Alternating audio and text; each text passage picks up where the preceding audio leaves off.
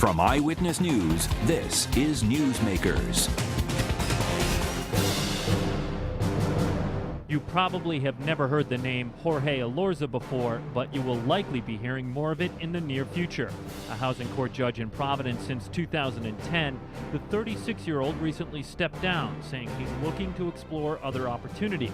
Most political watchers take that to mean the registered Democrat will likely make a run for mayor of Providence in what could be one of the most watched races of 2014. This week on the first half of Newsmakers, Jorge Elorza, then. A phrase that strikes fear in the hearts of politicians and crooks: Mike Stanton is trying to reach you. After 28 years at the Providence Journal, the longtime investigative reporter is departing the storied Fountain Street newsroom to teach at the University of Connecticut. Stanton was part of a team at the Journal that won a Pulitzer Prize and is author of a book on Vincent Buddy Cianci called The Prince of Providence. This week on the second half of Newsmakers, our guest, Mike Stanton. Good morning. Welcome to Newsmakers. I'm Tim White.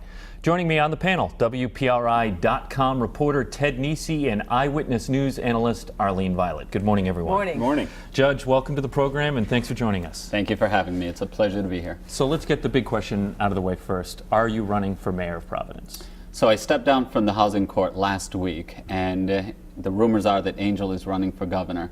If Angel runs for governor, I'll be running for mayor of Providence. Of course, Mayor Taveras doesn't have to run for governor. He just has to not run for a second term for mayor. I would imagine you wouldn't step down from a job as housing court judge unless you had a pretty strong indication that he was going to clear the path for you. What has he told you, and have you talked to him about it? He hasn't told me anything specific about it, and I don't have any insight to share, but what I can say is that if he does step down or if he does declare that he's not running for re-election, I want to take all the steps necessary so I'm ready to hit the ground running when that begins. Why do you want to be mayor? So I get that question a lot. Well, what it comes down to, and it's as simple as this: I want to make a difference. Throughout the course of my life, throughout the course of my career, it's always been about making a difference. And I'm of the opinion that if you want to make a difference, it's times like these when you want to serve. The city in so many ways is still on the edge of crisis, and these are the moments when we need big ideas the most. These are the times when people are most receptive to big ideas, and I look forward to bringing people together to think big about the opportunities that we have in the city. More than anything else, what I want to do, I want Providence to be a place where the middle class can thrive, and I want to lead the city in that direction. Let me ask you, the mayor, Taveras, famously said in spring of 11 that the city was facing a Category 5 financial hurricane. A lot of steps have been taken since to try to deal with that. What are we now, Category 2, a tropical storm? What do you think the situation is at this point? The situation is still very, very difficult, and I think that as we confront the problem, I think we have to go into it with the mentality that there's no quick fix to this, right? There's no silver bullet to it. The only way that we're going to get out of it is if we grow the economy, if we grow the tax base, and if we grow our way out of it. Let me ask you then about the commercial tax rate. It's the highest in the country for any big city, according to a recent study. The mayor has pretty much said that's not coming down. He said he knows it harms growth, but there's just not enough money to do so.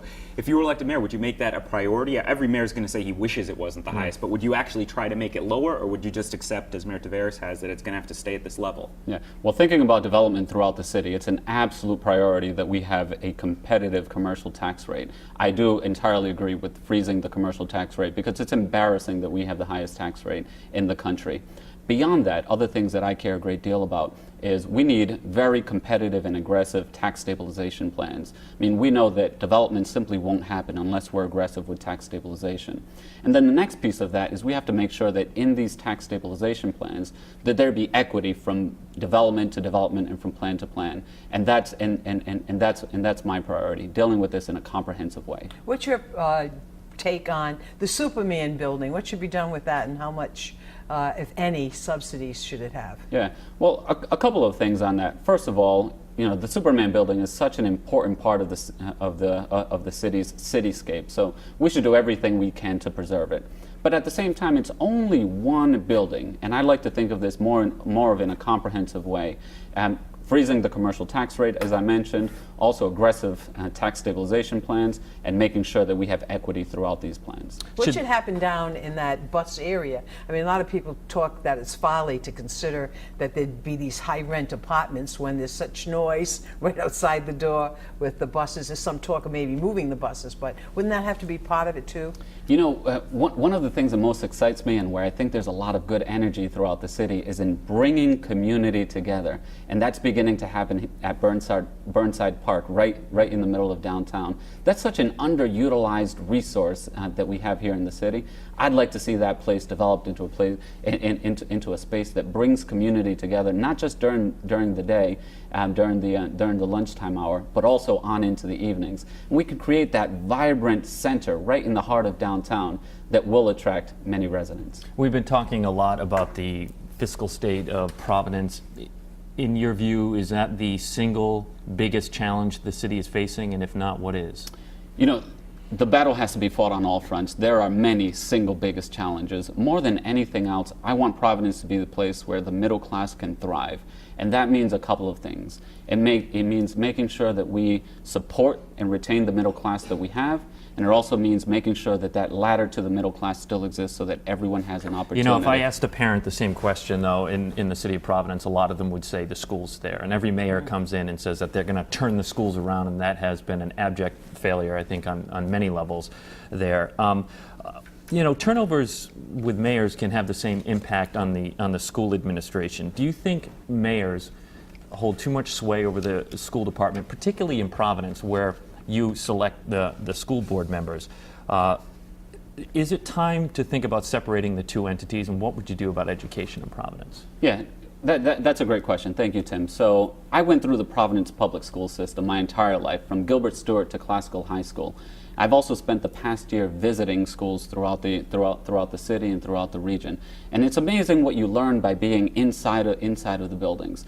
And I've learned that more than anything else, the most important factor in a kid's education is making sure that we provide a comprehensive environment where kids can excel. We know that education begins in the home, so we have to engage parents. But it extends also to the classroom. We have to make sure that we're supporting and giving teachers the flexibility to innovate in their own classrooms. But beyond that, we have to make sure that each of the 39 schools within the city, they have a world-class principal to lead the school. And then beyond that, we also have to make sure that the school administration... Do we not have world-class principals in the schools now? I don't believe so. One thing that I found very recently is that Providence, until very recently, hasn't had a comprehensive system for attracting, retaining, grooming, and training school principals. So we might have people that are phenomenal instructional leaders, but perhaps lack the operations experience. These are skills that have to be developed and have to be trained. And I would invest a lot more in that. We have great people. But we need to invest more in training. The last piece of this is we have to make sure that we have a school administration that's responsive to the needs of the community and not a bureaucracy that's disconnected. So it has to be a comprehensive approach where we create this comprehensive environment so kids don't slip through the cracks, and also we give them every opportunity to excel. My colleague Dan McGowan at PRI.com has suggested your candidacy might look like Angel Taveras 2.0 to some people. You have similar backgrounds, similar biographies, but I'm curious, what's one thing that's different about you and Mayor Taveras in terms of policy? What would you do differently as mayor from how he's been running the city? Well, you know, Angel and I, we're different people, right? I'm running my own campaign. I have my own experience, my own background, and I have my own ideas and my own vision for the city. The priorities for me will be making sure that we wrap our arms around the issue with the schools and make sure that we move in the direction of a world-class education system. Also, we have to focus on economic development. One thing that's very different is I have an accounting degree. I was an accountant for PricewaterhouseCoopers. I've worked on Wall Street, and so I come at it with that perspective as well. I'm very excited by a lot of work that's being done in the community. Part of in the business community, so part of my background, I come from very humble origins. My mother worked second shift in a factory. She'd work overtime. She ran a daycare center. We'd go to the flea market on weekends and we'd buy curtains and we'd buy blankets. Then we'd drive around the neighborhood selling them. That's entrepreneurship. There's a lot of great entrepreneurial activity happening in the But Knowledge I don't hear District. much in there about you running the city any different. Most of that I've heard Angel Taveras at this table say the same thing. Schools, economic development. I come from humble origins, and I know Providence well. It sounds just like Angel Taveras. I see opportunities for economic development in a lot of different ways. So I'll give you one concrete example. So our economy here in the United States is going to grow at perhaps 1.5–2% in the coming years. But we're dealing in a global environment with a global economy right now. We have emerging economies that are growing at rates of 50, 60, 70%. These are all opportunities. And in order to export to these countries, you need linguistic fluency, you need cultural fluency, but more than anything else, we need personal relationships. We have a very diverse community here in Providence. We have a number of people that already have existing relationships with emerging economies. I'd like to bring these communities together and figure out ways that we can begin to think more in terms of exports. And we can't lose sight of the fact that we have a Port of Providence here, one of only 2 deep water ports in the entire Northeast. This is a great resource, that's a great opportunity, and that's something that I'd seriously like to explore. Under the last 2 mayors, there was a perception that Providence was a sanctuary city. What do you think should be the cooperation between your law enforcement, because you'd be the top appointing, the commissioner, what should be that relationship with ICE? Well, as a municipal leader, we have to follow federal law. With that said, we have to make sure that people feel safe and secure. The absolute priority is making sure that kids have every opportunity to excel in the public school system, and making sure that people have opportunity to enter into the middle class. If that means making sure that people can feel safe in getting to work, if that means people can feel safe in reporting crimes to the police, then that's something that I'll fully support. But some would use reporting crimes as the reason why not to enforce a cooperation with immigration federally. Would you instruct your commissioner of safety to definitely cooperate with them, and if someone's arrested who's illegal, to report them? Yeah. More than anything else, for me, it's to ensure that people feel safe, people feel comfortable within the city. Now, if people are breaking the law, that's one thing altogether. But people have to feel safe. We have a large immigrant or second-generation community here in Providence. My focus is on them, making sure that they have every opportunity to thrive. Jorge, we have about 1 minute left, and I'm hoping you can speak with us a little bit more frankly now that you are off the bench. We had asked for an interview for you when you're on the bench about the housing crisis in Providence, and you declined because you have that front row seat.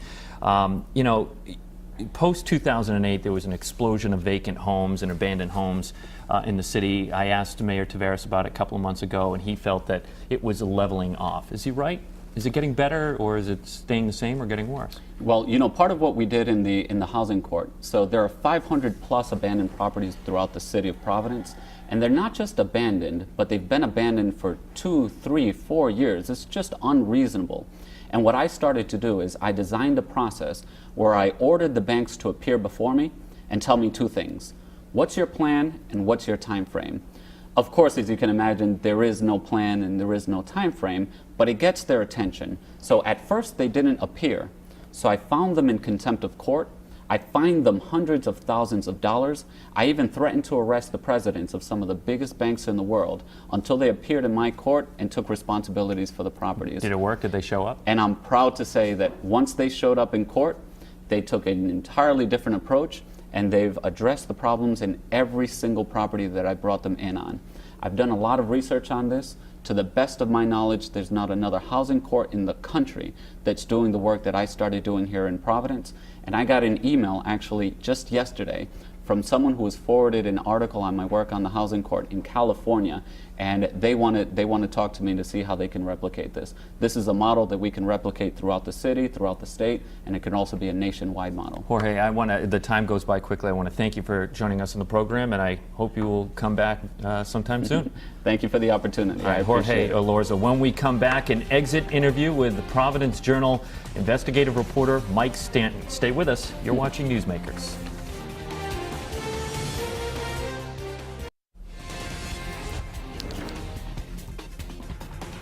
Welcome back to Newsmakers. I'm Tim White. To my right, Ted Nesi and Arlene Violet. On our second half, we welcome former investigative reporter for the Providence Journal, Mike Stanton, and now he's with the UConn School of Journalism. Professor, welcome back to the program. It's been 10 years. Good morning. We're going to have to get used to calling you Professor. No, please don't. I guess I have a basic question for you. What made you decide to leave the day-to-day life of a print journalist? Well, it's been a long time. I've had a great ride, great friends, great colleagues, great stories, memorable characters. I'm still going to remain living in Rhode Island. This was an opportunity that came along to be a tenure-track professor, to teach young, aspiring journalists, and there is a future in that. I'm sure we'll talk about that. Yeah.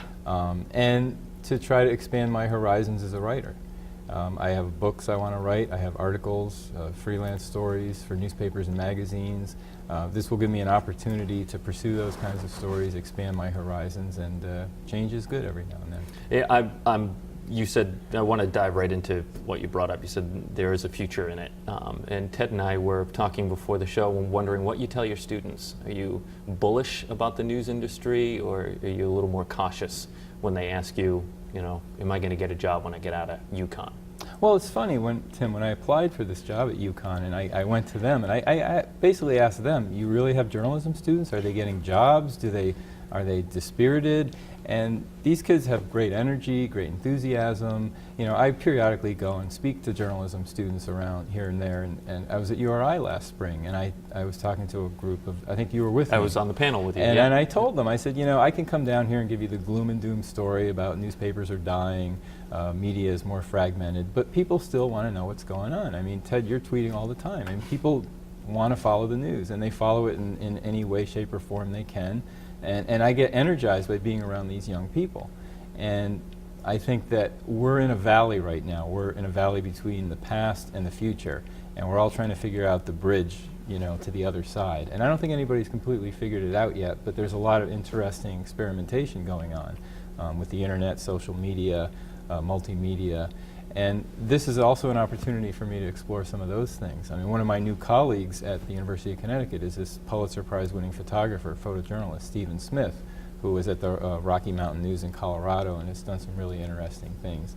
So there's a lot of opportunity at UConn, and there's a lot of money going into that school. A lot of it obviously is focused on the STEM areas, but still it's spreading into all areas, and there's talk of collaboration. I'm right down the hall from the political science department. I've already talked to them about doing things on money and politics in Washington. There's a couple of guys there that specialize in Congress. So there's a lot of things going on that I'm very excited about. What was morale like inside the Journal newsroom in the last year or so as you're preparing to leave?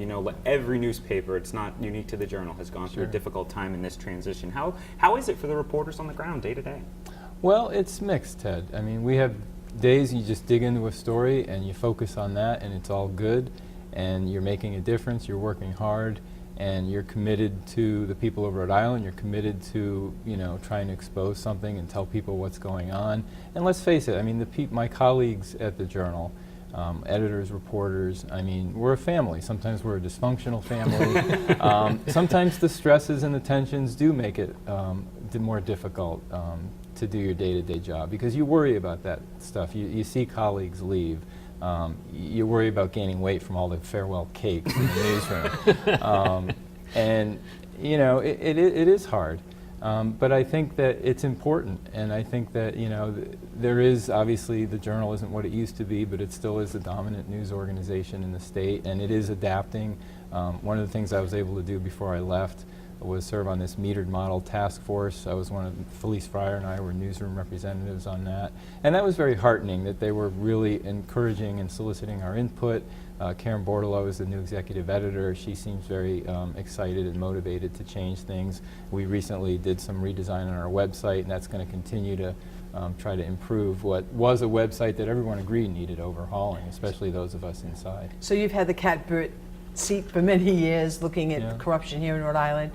You quoted Scott McKay saying that Rhode Island may not be for sale anymore, but maybe it's for rent. Your analysis, sir, do you agree with that sentiment? And you also were involved in a study where the grade for Rhode Island was like a C. on open records and Yeah. Well, access what do you across think? the board. Really, have we changed for the better, or is it just the same?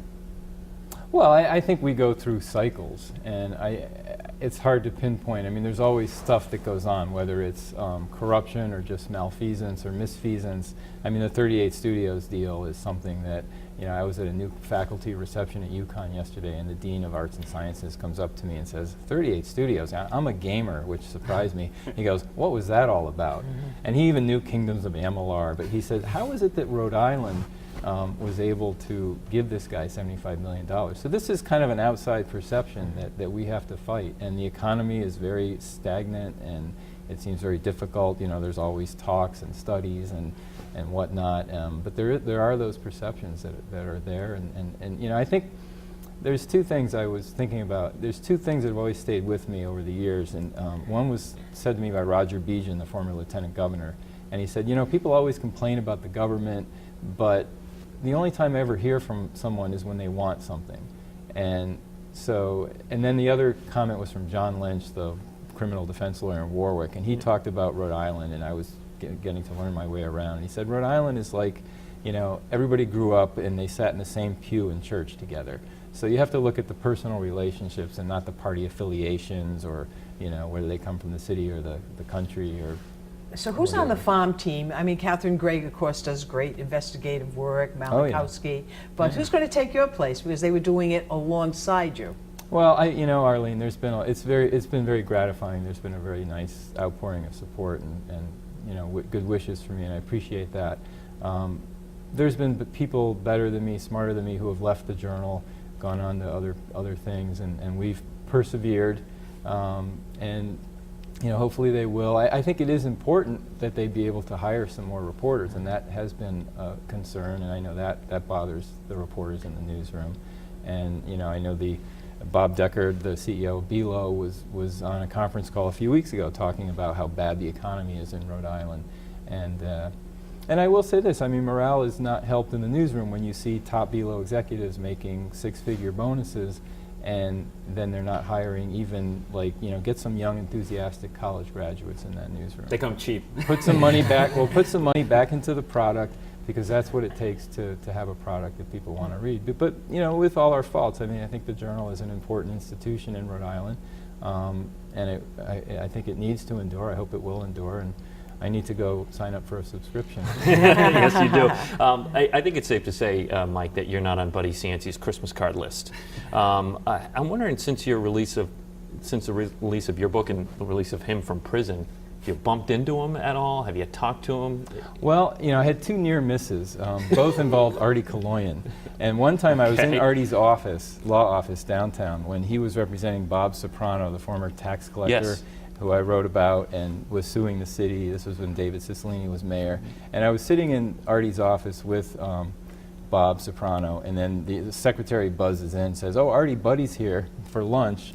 And Artie's kind of mischievous. Oh, yeah, I should send him in. But then, of course, he picks up the phone and whispers into it, and Buddy disappeared. And then another time, Artie was on the phone with me on his cell phone in his car, and he was talking to me about something, and I heard Buddy's voice in the background, and I said, Artie, turn your radio down, I can't hear you. He goes, no, that's Buddy, that's Buddy. Well, you tell that novelist, blah, blah, blah. And Artie got mad and said, you talk to him yourself, and then the phone goes dead. So, are you surprised at all that he's, I mean, seemingly still very popular despite everything that has happened? Not really. I mean, the fascination with Buddy is he's the cult of personality. Now, is he popular in the same sense if he were to run for mayor again? Do you think he will? I don't know if he has that same popularity. I don't know if he will run for mayor. I mean, the garden variety discussion about that is, you know, he might throw his name in if it's a wide open field like it was in 1990. On the other hand, he's older. I don't know what his health is like.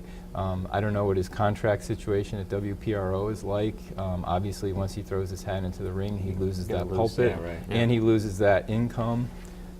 So we'll have to wait and see. Mike, I've got to ask you, we're running low on time, but one of your last stories, fascinating in the Journal, fascinating thing. It sounded to me like Senate President Paiva Weed is very very skeptical about the idea of getting a mediated settlement to the pension lawsuit. She's very circumspect. You did that big profile of her, but she was pretty clear in that story. What was the impression you got from feeling people out on where things stand with these private negotiations on the pension law? Well, the impression I got, Ted, is that people are frustrated on a lot of fronts. That if they can mediate a settlement now, why couldn't they do it 2 years ago?